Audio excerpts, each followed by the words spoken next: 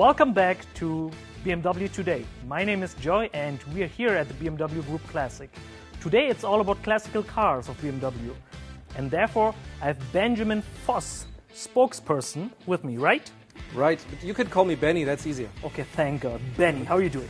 I'm fine, so I'm here, so everything's great. You prepared quite a little bit for us. To be honest, this is not prepared, this is daily work. Cars are here in our workshop, being maintained, prepared. This is really the heart of the history of BMW. Everybody who is working around the history is based here. And there's something more interesting, and this is the collection, which we will take a look at it now, and then I can show you some gems. Can't wait. Yeah, then let's go. But I have something for you. You will need them afterwards. Am I your driver today? Not my driver. We won't drive, but you'll see. Okay, fine. Let's go. Follow us. Let's start with the legend. 507, right? Exactly. Three of them. Yeah. This is in fact a very special one. This is what I brought the gloves for. I thought so. Let's push it out, and I show you where to grab the push. car. Yeah, where to grab. Really, this is one of our most valuable cars. I'm sure you're going to tell me in a while why. Yeah. This car was driven by Elvis Presley during his time here in Germany when he was at the army. Really? So this is the King's car. But I thought that one was red. In fact, Elvis painted it red. So when he got it, it was white. Okay. The same way it's now.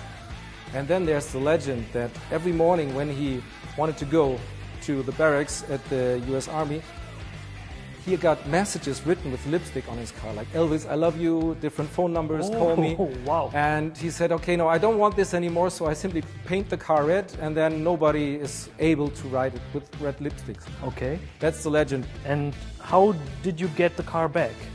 We got in contact with Jack Kester, that was his name.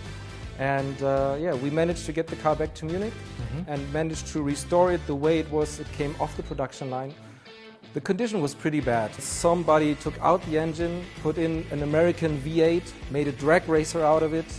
Okay. And then, so I guess there were like 6 or 7 color changes that we noticed while restorating the car. Oh, wow. How many were produced?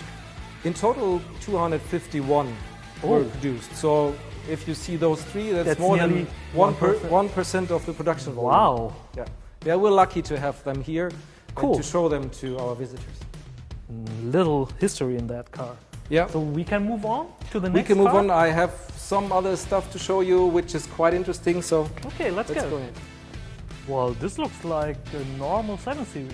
Yeah, but it's everything else than normal. Okay. So I open the bonnet and you start to count, okay? Okay, I'll try my best.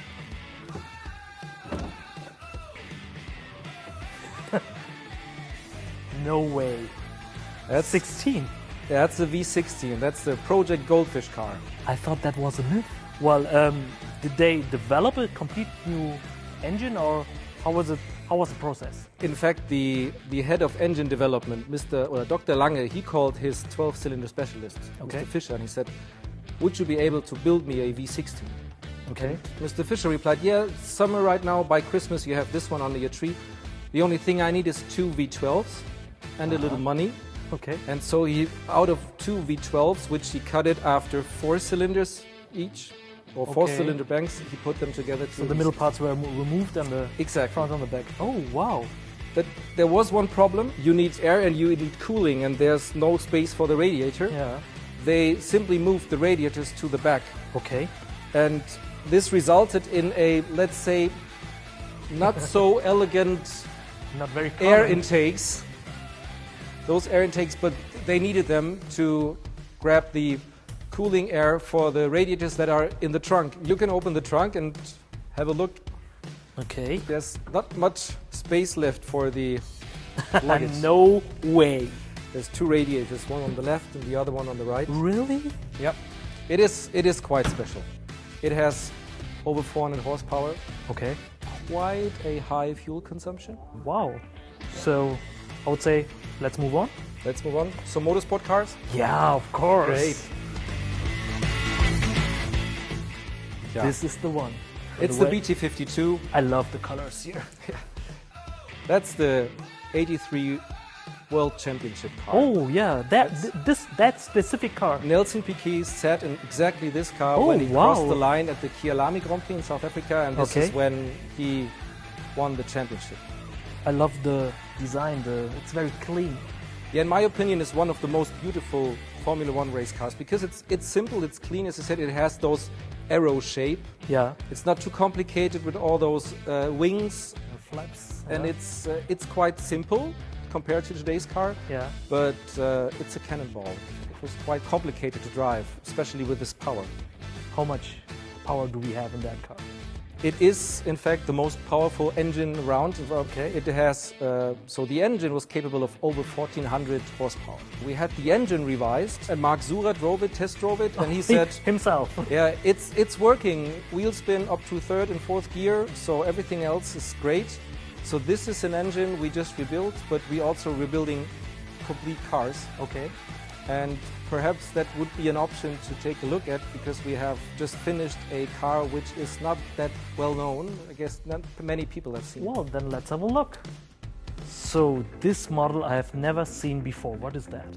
This is the 2800 GTS Okay. by Frua. Frua was a Italian design office. When we got it, it was not in that shape, so we restored it, in fact. Okay.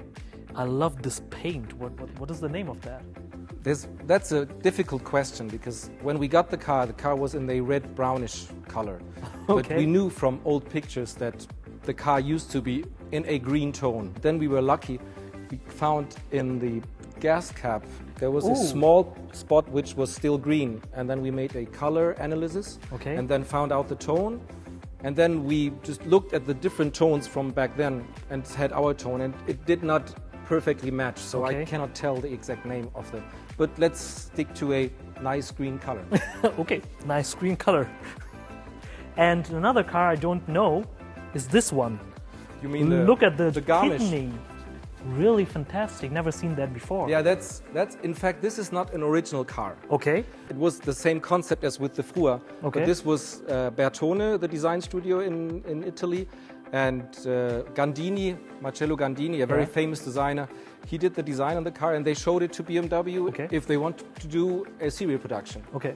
And it was agreed that the car, after it was shown at the car show in Geneva, should move to Munich, but somehow it got lost. So this is a complete rebuild, which we did in the last year. It's a 100% handmade car. Cool. So let's move on. What else we have? Benny, this one is also my favorite. It's the father of all M3s, in fact. Yeah, It's, and it's a 4-cylinder, right? it is a 4-cylinder, and it was built for the racetrack. Yeah, but why 4-cylinder? Because Because regarding package, it was the best solution back then, regarding weight on the front. Yeah. And they decided to have a 4-cylinder, a high revving concept as they are, 2.3 liter.